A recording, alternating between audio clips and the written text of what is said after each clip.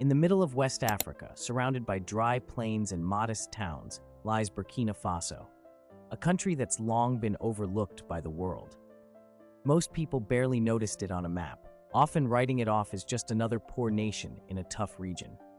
For decades, Burkina Faso lived under that small reputation.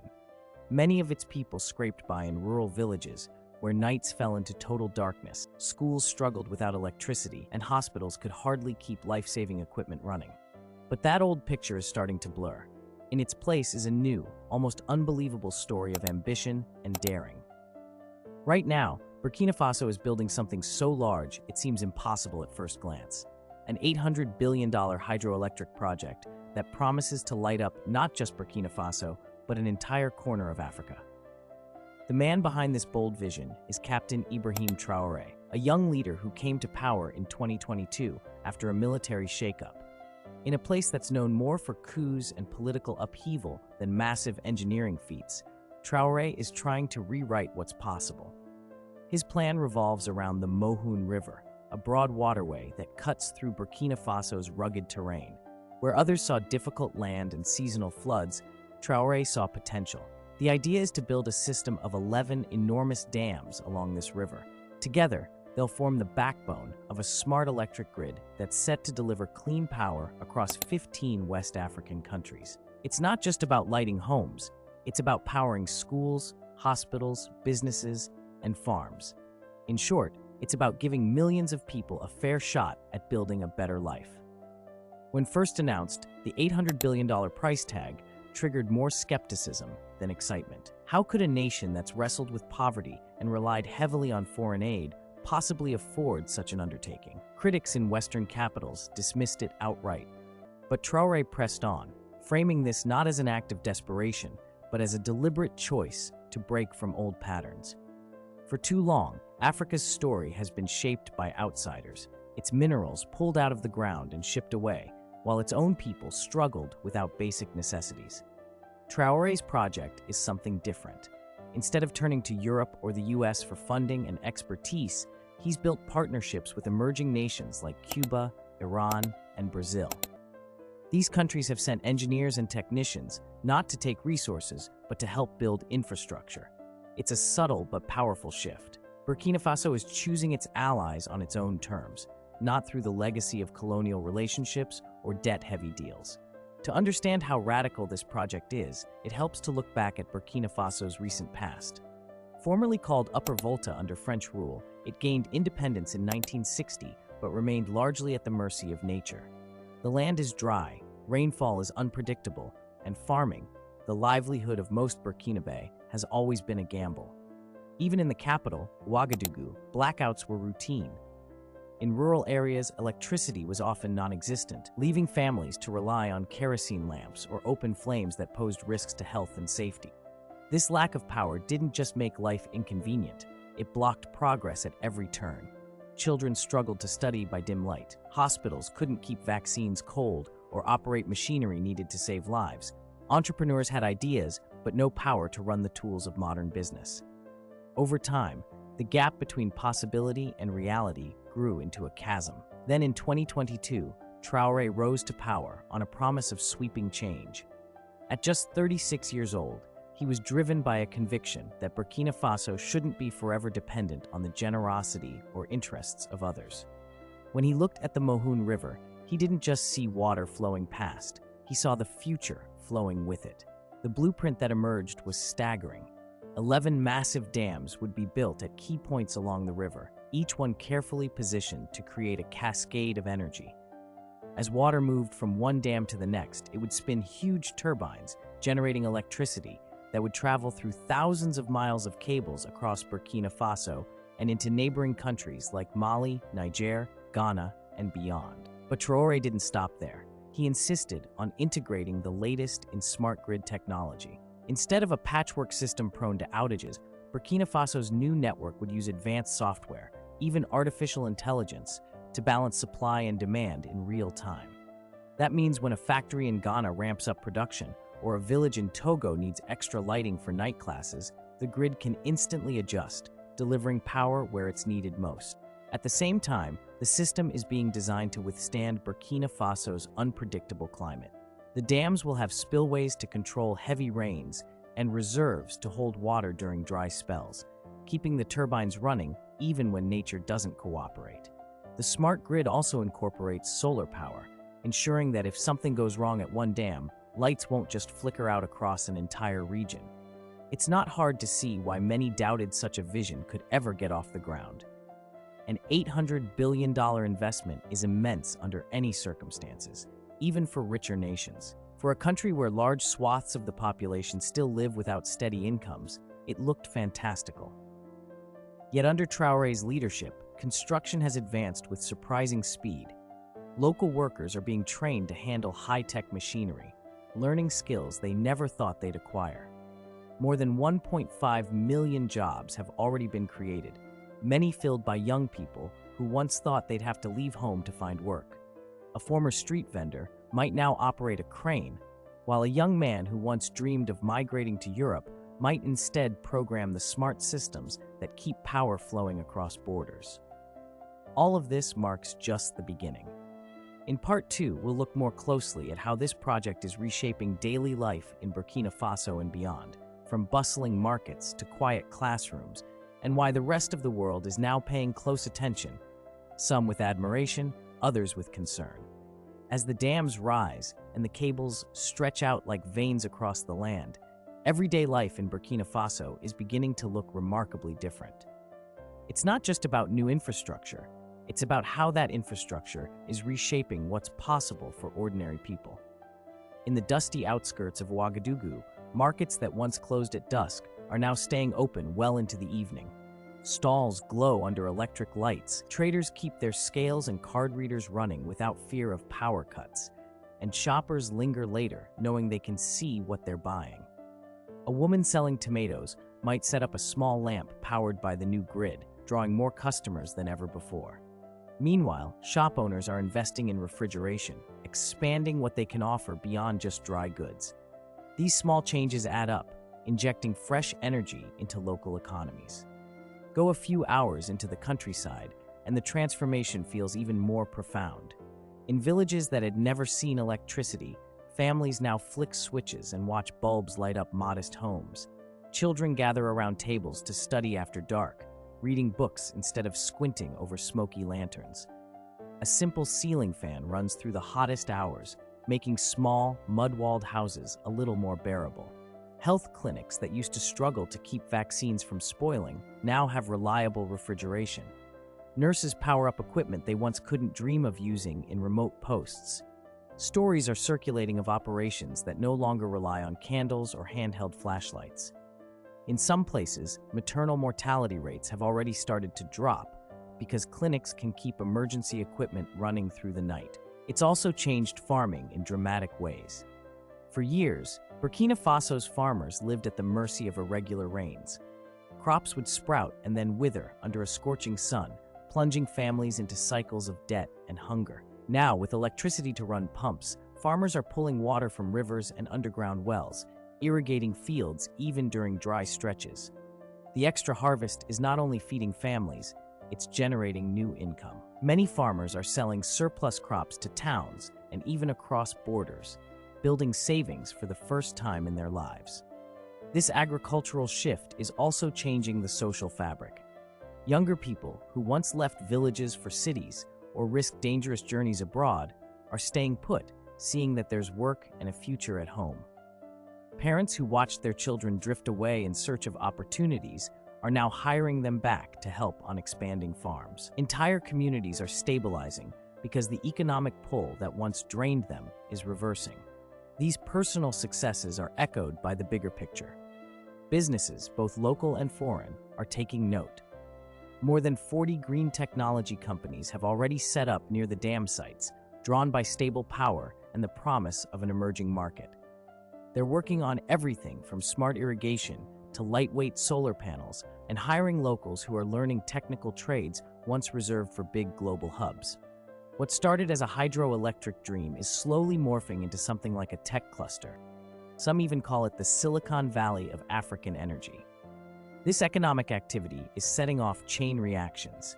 As workers earn steady wages building dams or wiring up villages, they spend money at local shops, restaurants, and markets. Entrepreneurs are opening small businesses to meet the demand. Tailors upgrade to electric sewing machines.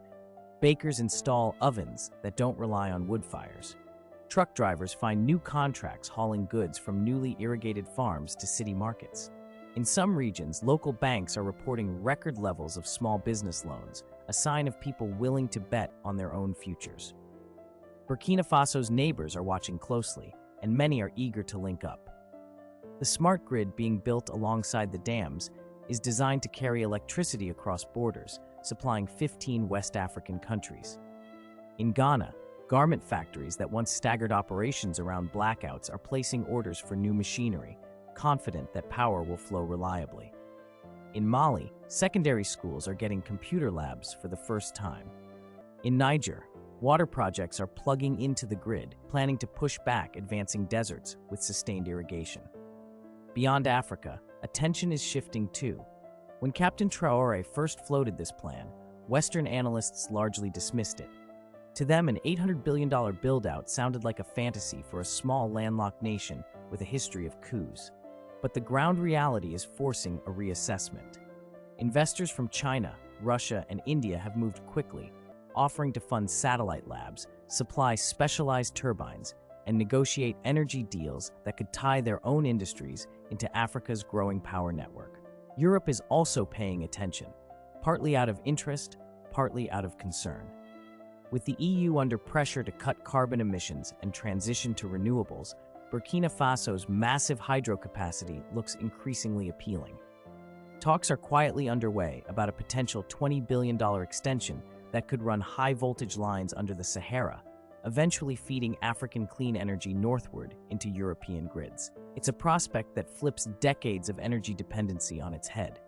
Instead of Europe supplying the world, a once overlooked African country could become a key exporter. Inside Burkina Faso, this surge of interest is a point of pride, but also caution. Captain Traoré has been deliberate about who he lets in. His administration is prioritizing partnerships that respect local ownership and don't saddle the country with hidden debts. It's why many Western corporations, used to calling the shots, find themselves watching from the sidelines as deals go to Cuban technicians or Brazilian smart grid firms. For Traoré, this is more than strategy, it's ideology. His speeches frequently circle back to a single theme: dignity. For generations, Burkina Faso's wealth flowed outward while its people waited on the goodwill of others. Now the country is writing its own contracts, training its own engineers, and sending power across borders on its own terms. Every dam that goes up, every village that lights up, is a quiet, concrete step away from dependency. In the next section, we'll explore how these developments are stirring up deeper geopolitical shifts. As Burkina Faso and its neighbors become less reliant on traditional Western donors, the balance of influence in Africa is changing. What does it mean for old alliances, and how might it reshape global power in the coming decades? We'll dig into that next. The scale of what's unfolding in Burkina Faso isn't just changing daily life or jump-starting local economies. It's triggering quiet tremors across the global balance of power. For decades, much of Africa was tied into a familiar cycle. Western countries provided aid and loans, often with strings attached, while African nations shipped out raw materials, minerals, cocoa, cotton, that fueled distant industries. Infrastructure projects came from global lenders who dictated the terms, keeping the system of dependency firmly intact. Now, a landlocked country once dismissed as one of the world's poorest is flipping that script. With its massive hydroelectric project, Burkina Faso isn't just building dams and power lines, it's building leverage.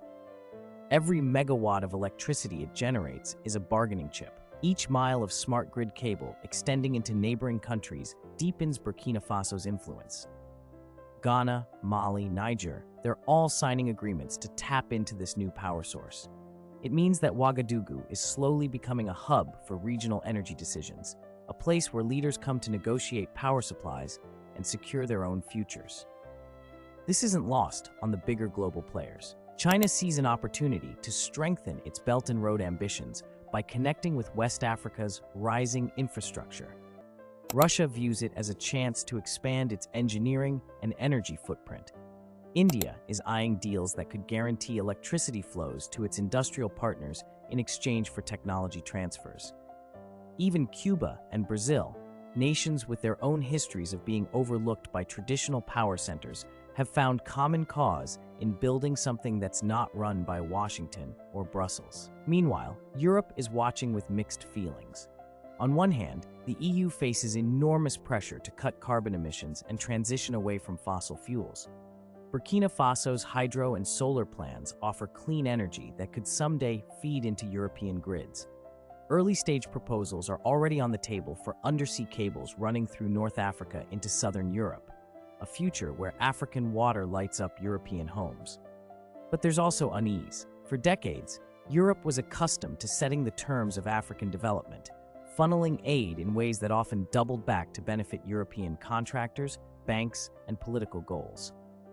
Now, Burkina Faso is inviting in partners on its own conditions. Contracts are being written in Ouagadougou, not Paris or London. That shift is small on the surface, but it represents a major departure from how things have worked since colonial times. Captain Ibrahim Traore understands this better than most. His speeches don't shy away from history. He often reminds crowds that Burkina Faso's minerals once left by trainloads, enriching faraway cities while local villages stayed dark. Now, he tells them, it's time for Africans to decide what their rivers, sun, and soil are worth, and to whom. At home, this narrative is fueling a surge of national pride. Young people, who once saw leaving as the only path to prosperity, are staying, drawn by jobs not just in construction, but in high-tech roles, monitoring turbines and programming smart grids.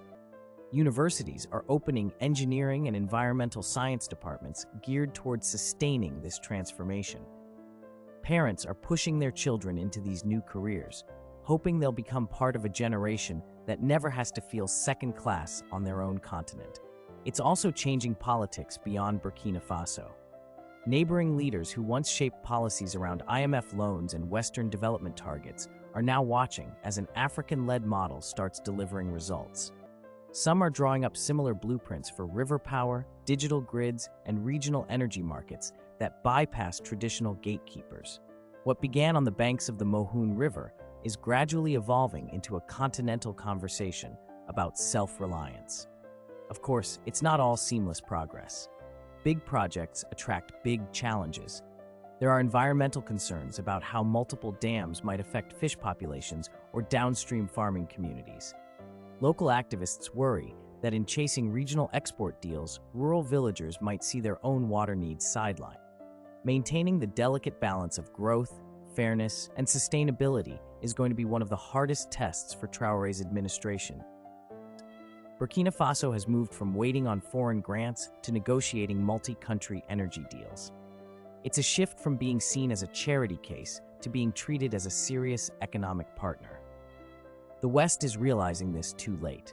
While European banks deliberate and Washington crafts cautious statements, companies from China, Russia, and India are setting up shop, wiring funds, and securing long-term supply contracts. The geopolitical center of gravity for West Africa is subtly but steadily rotating away from old patterns. And perhaps most powerfully of all, ordinary Africans are seeing it happen in real time. In dusty towns once written off by development experts, children now do homework by electric light. Small businesses run fans and freezers without worrying about sudden outages. Farmers install drip systems that let them grow tomatoes in places that used to be dust bowls.